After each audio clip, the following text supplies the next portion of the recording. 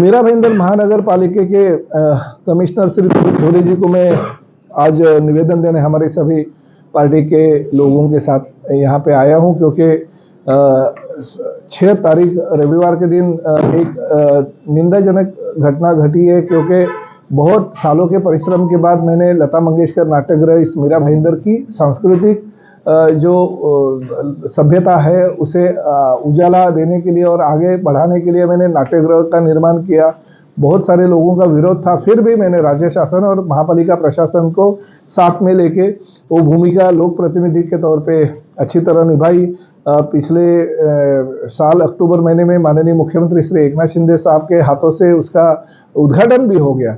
और ऐसे परिस्थिति में पिछले कई महीने से हम देख रहे थे कि यहाँ पे मराठी नाटक नहीं हो रहे थे, मगर संडे के दिन एक मराठी नाटक जो हमारे भाऊ कदम बहुत ही नामचीन नाट्यकर्मी है और सिने कलावंत है, उनका एक नाट्य प्रयोग वहाँ पे हो रहा था। और उसी दौरान हमारे कुछ लोग जो राजस्थानी नाटक था 6 बजे, तो करुण गेलो गावा ये जो नाटक चल रहा था उसमें घुसने की कोशिश कुछ लोगों ने की और वो नाटक बंद गिराने की कोशिश की। कुछ हुआ नहीं, मगर भविष्य में ये चीजें शहर में नहीं होनी चाहिए, क्योंकि ये शहर ये महाराष्ट्र मराठी भाषिकों का है। ये मीरा भाईंदर शहर जो है वो आगरी कोली भूमिपुत्रों का है। और ऐसे परिस्थिति में अगर जाति धर्म का द्वेष करके अगर इस शहर में कोई भावना निर्माण करते रहेगी अलग अलग जाति और धर्मों के बीच में, तो वो गलत है। हमें लोक प्रतिनिधि के तौर पे लोगों ने चुन के दिया, वो देखा नहीं है कि इसके जाति और धर्म के लोगों ने हमें वोट दिया। हमको तो सभी जाति धर्मों के लोगों को लेके जाना है। आप देख रहे पिछले साल भर में सभी जाति धर्म के समाज भवन हो या उनके काम हो, वो करने का प्रयास एकनाथ शिंदे साहब और देवेंद्र फडणवीस साहब के और अभी अजित पवार साहब के नेतृत्व में होने वाले सरकार में हमने करोड़ों रुपए का निधि लाया शहर सुशोभित करने के लिए और शहर अच्छा रखने के लिए हम कोशिश करते हैं। मगर इस दौरान हम भी मराठी है और इस मराठी होने का मुझे अभिमान है, फक्र है।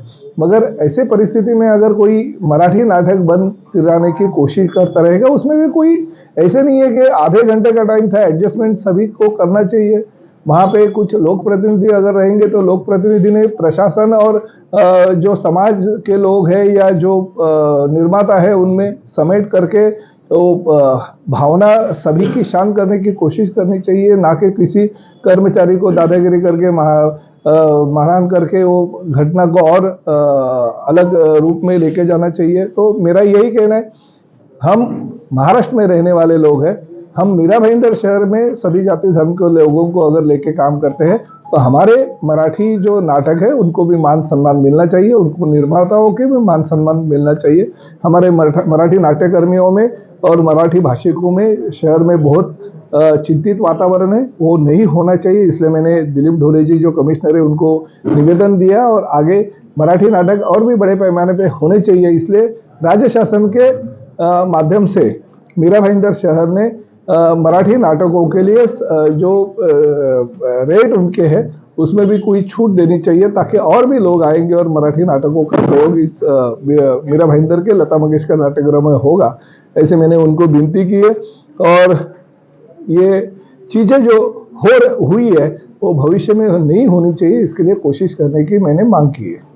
सरनाईक साहब, जैसा आपने मनपा आयुक्त से गुहार लगाई है कि इसका आगे इस तरह से नहीं होना चाहिए, क्या आपने एमएलए गीता जैन से बातचीत की इस हंगामे को लेकर? क्योंकि देखिए, मैं किसी के बारे में किसी के साथ बातचीत करके नहीं। देखिए, एक बात है, पहले मैं मराठी हूँ, बाद में विधायक हूँ और मुझे गर्व है और मुझे अभिमान है। हर जाति धर्म के लोगों को अभिमान और गर्व होना चाहिए, वो उसकी जाति धर्म का है। मगर मैं आखिर में लोक प्रतिनिधि हूँ, तो मुझे सभी लोगों को मराठी हो इसका गर्व होना चाहिए, मगर सभी लोक प्रतिनिधियों ने यही मानना चाहिए कि हमें सभी जाति धर्म के लोगों को साथ में लेके आगे मार्गक्रमण करना चाहिए। ना ही हमारे जात के और हमारे धर्म के प्रसार करने के लिए लोक प्रतिनिधि करके लोग चुन के नहीं देते। हम जिस जाति जिस समाज के होंगे उसको कायम रखते हुए हमें सभी लोगों को साथ में लेके आगे मार्गक्रमण करना चाहिए, तो ही शहर का विकास होता है और तो ही सभी जाति धर्म के लोग बहुत अच्छी तरह से रहते हैं। जैसे 14 साल से मैं कर रहा हूँ और मैंने ऐसे कभी मैं मराठी हूँ, मैं मराठियों के लिए आंदोलन करूंगा, ये करूंगा, ऐसे मैंने कभी नहीं कहा।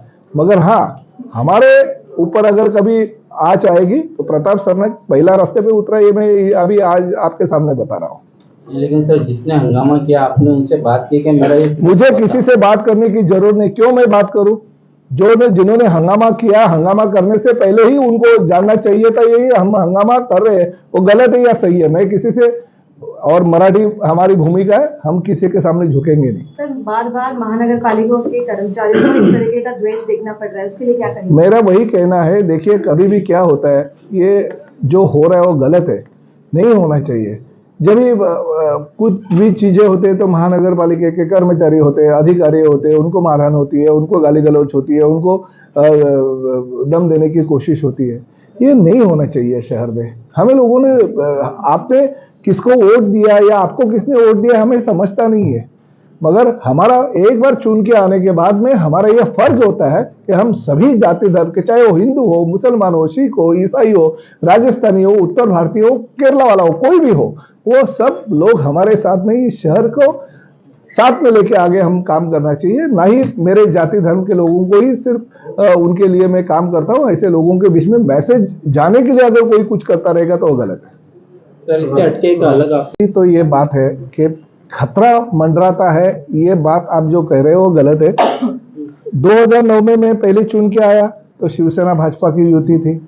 2014 में मैं चुन के आया तभी शिवसेना भाजपा की युति नहीं थी, शिवसेना के अकेले के बलबूते पे मैं चुन के आया।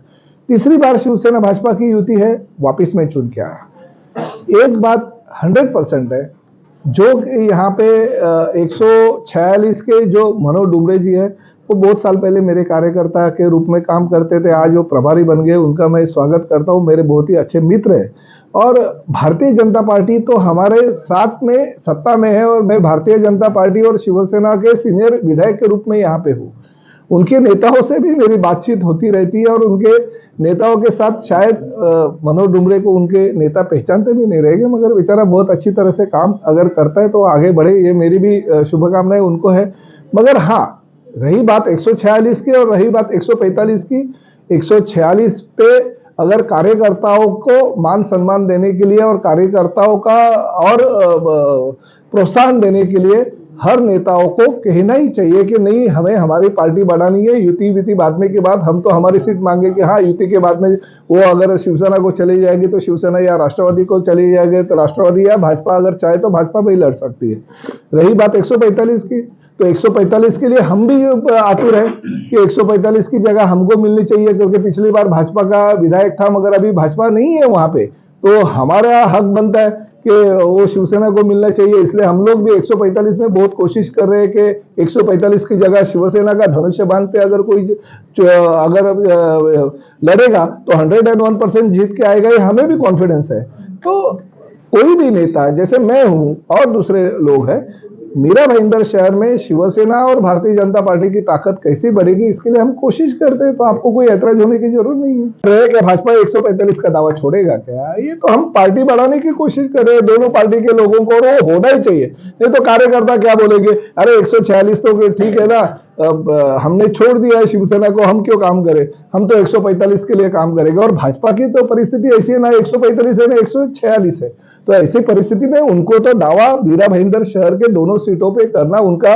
फर्ज ही बनता है, क्योंकि ताकत बढ़ेगी आगे।